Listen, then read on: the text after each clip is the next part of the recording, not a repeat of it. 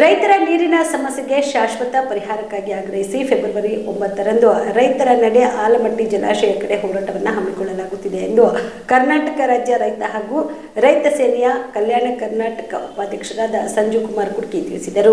ಕಲಬುರಗಿಯ ಪತ್ರಿಕಾ ಭವನದಲ್ಲಿ ಕರೆದ ಸುದ್ದಿಗೋಷ್ಠಿಯನ್ನು ಉದ್ದೇಶಿಸಿ ಮಾತನಾಡಿದ ಅವರು, ನಮ್ಮ ಉತ್ತರ ಕರ್ನಾಟಕದ ಜೀವನಾಡಿ ಆದಂತಹ ಅವಳಿ ಜಲಾಶಯಗಳಾದ ನಾರಾಯಣಪುರ ಜಲಾಶಯ ಮತ್ತು ಆಲಮಟ್ಟಿ ಜಲಾಶಯದಿಂದ ನಾವೆಲ್ಲರೂ ನೀರಾವರಿ ಸೌಲಭ್ಯವನ್ನ ಪಡೆಯುತ್ತಿದ್ದೇವೆ ಎಂದರು. ಕರ್ನಾಟಕ ರಾಜ್ಯ ರೈತ ಸಂಘ ಹಾಗೂ ರೈತ ಸೇನೆ ಕೃಷ್ಣಾ ಮೇಲ್ದಂಡೆ ಯೋಜನೆ ಹಂತ 3 ಅನುಷ್ಠಾನಕ್ಕಾಗಿ ರೈತರ ನೀರಿನ ಸಮಸ್ಯೆಗೆ ಶಾಶ್ವತ ಪರಿಹಾರಕ್ಕಾಗಿ ಆಗ್ರಹಿಸಿ ಫೆಬ್ರವರಿ 9ರಂದು ರೈತರ ನಡೆ ಆಲಮಟ್ಟಿ ಜಲಾಶಯ ಕಡೆ ಹೋರಾಟವನ್ನು ಹಮ್ಮಿಕೊಳ್ಳಲಾಗುತ್ತಿದೆ ಎಂದರು. ಈ ನಮ್ಮ ಉತ್ತರ ಕರ್ನಾಟಕದ ಅವಳಿ ಜಲಾಶಯಗಳಂದ್ರೆ ಒಂದು ನಾರಾಯಣಪುರ ಜಲಾಶಯ ಮತ್ತು ಆಲಿಮಟ್ಟಿ ಜಲಾಶಯ.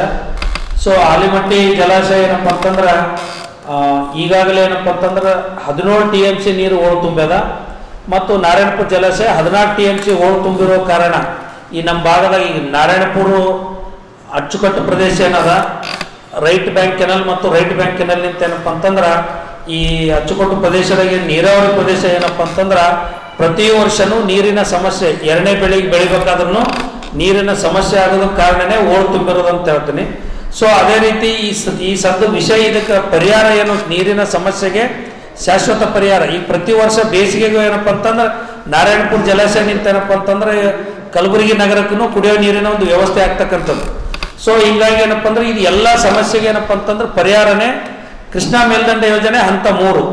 ಕೃಷ್ಣಾ ಮೇಲ್ದಂಡೆ ಯೋಜನೆ ಹಂತ 3 ಅಂತಂದ್ರೆ ಈ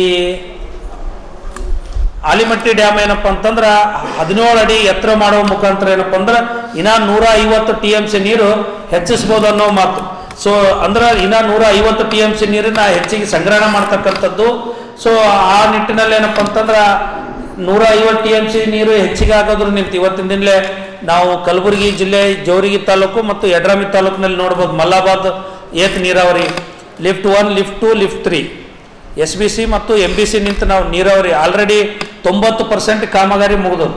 ಇನ್ನೇನು ರೈತರಿಗೆ ಹೊಲಗಳಿಗೆ ನೀರು ಬಿಡ್ತಕ್ಕಂಥದ್ದು ಅಷ್ಟೇ ಬಾಕಿ ಉಳಿದು 90% ಕಾಮಗಾರಿ. ಇನ್ನು 10% ಏನಪ್ಪ ಅಂದ್ರೆ FIC ಕಾಲುವೆಗಳನ್ನು ಮಾಡೋದು ಒಂದೇ ಬಾಕಿ ಅದು. ಸೊ ಕಾಮಗಾರಿ ಎಲ್ಲ ಕಂಪ್ಲೀಟ್ ಆಗಿ ಇದು ಒಂದೇ ಕಾಮಗಾರಿ ಅಲ್ಲ, ನಂದವಾಡ ಏತ ನೀರಾವರಿ ಅದನ್ನು ಕಾಮಗಾರಿ ಕಂಪ್ಲೀಟ್ ಆಗ್ಯದ, ಮಲ್ಲಾಬಾದ್ ಏತ ನೀರಾವರಿ ಮತ್ತೇನಪ್ಪ ಅಂದ್ರೆ ಚಿಮ್ಮಲಗಿ ಏತ ನೀರಾವರಿ, ಭೀಮಾ ಫ್ಲ್ಯಾಂಕ್ ಯಾದಗಿರಿ ಜಿಲ್ಲೆಯಲ್ಲಿ ಬರ್ತಕ್ಕಂಥ ಭೀಮಾ ಫ್ಲ್ಯಾಂಕು ಮತ್ತೇನಪ್ಪ ಅಂತಂದ್ರೆ ಒಟ್ಟಾರೆ 9 ಯೋಜನೆಗಳು ಇವತ್ತು ನಾವು ನೋಡ್ಬೋದು.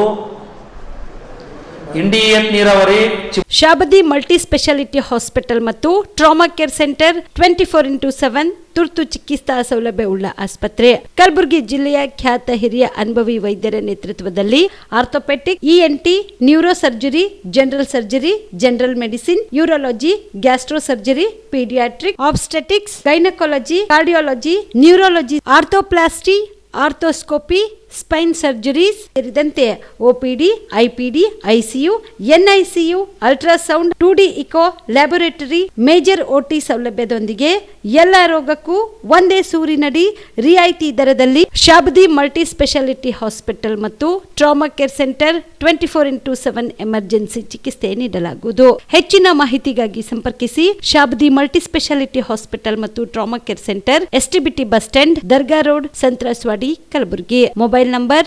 9060442345.